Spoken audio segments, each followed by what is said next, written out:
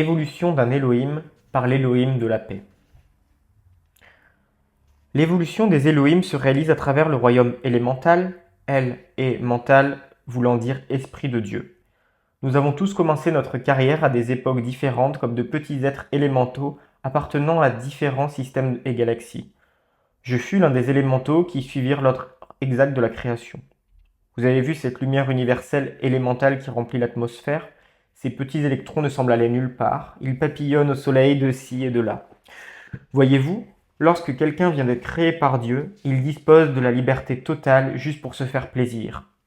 De là, l'idée qu'ont certaines personnes d'un paradis d'éternelle réjouissance et de repos, où l'attitude générale est du genre « fais ce qu'il te plaît ». Ils se souviennent du passé, mais ne voient pas l'avenir, et je vous préviens que le futur ne va pas y ressembler. Ces jours furent une période pré-édénienne.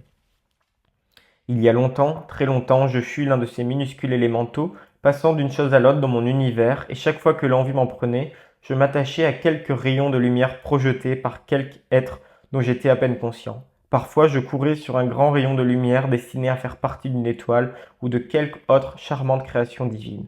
Je n'avais ni obligation, ni responsabilité. Cette même liberté est accordée à toutes les créations de Dieu. Par exemple, lorsque fut créée votre présence Ayam, elle put parcourir les 7 sphères d'activité autour de sa divine source, trouver la sphère à laquelle elle était le plus intéressée, demeurer dans n'importe quel temple et se mettre au pied de n'importe quel maître aussi longtemps qu'elle le voulait.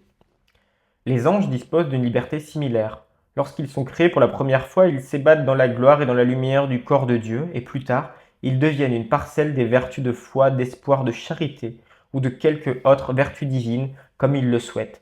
Ces anges vivent dans les temples de leur choix, ils absorbent et sont, tout simplement. Puis, un jour, tout d'un coup, en moi-même naquit le désir d'être un élémental conscient de la création.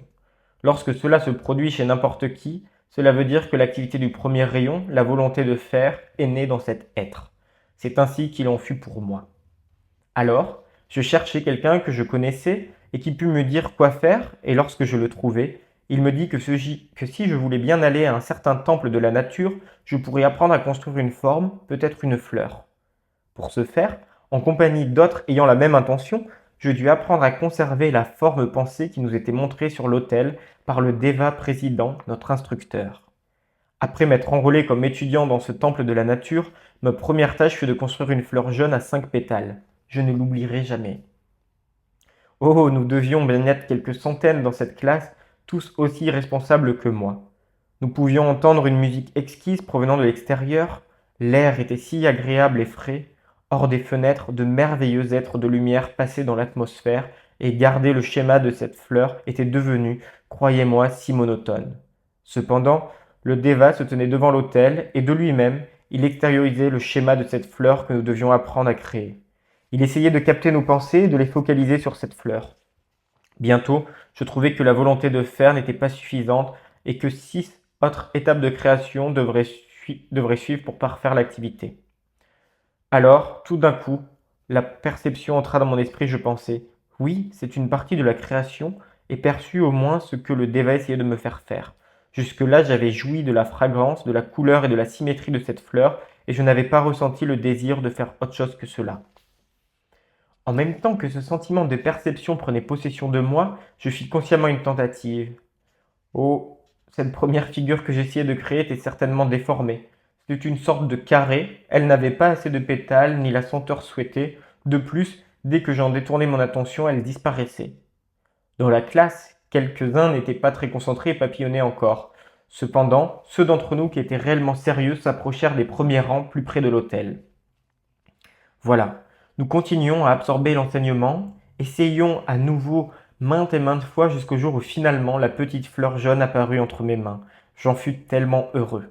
Cette fois-ci, elle avait le nombre juste de pétales, la bonne couleur et la fragrance correcte. Mais, oh, bonté divine, juste quand je voulus la présenter au Deva, un archange passa devant la fenêtre et mon attention, attirée par sa magnifique lumière, s'en détourna un instant. Lorsque je revins sur ma fleur, elle avait disparu. Juste un manque de concentration. Vous voyez?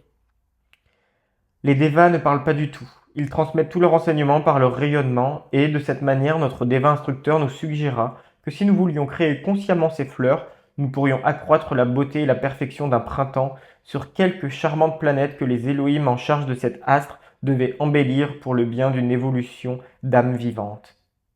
Lorsque j'en fus conscient, naquit en moi l'amour de mon entreprise. Je sentis que je voulais rendre cette petite fleur suffisamment parfaite, parfumée, belle et durable pour réellement être bénéfique à une parcelle de vie.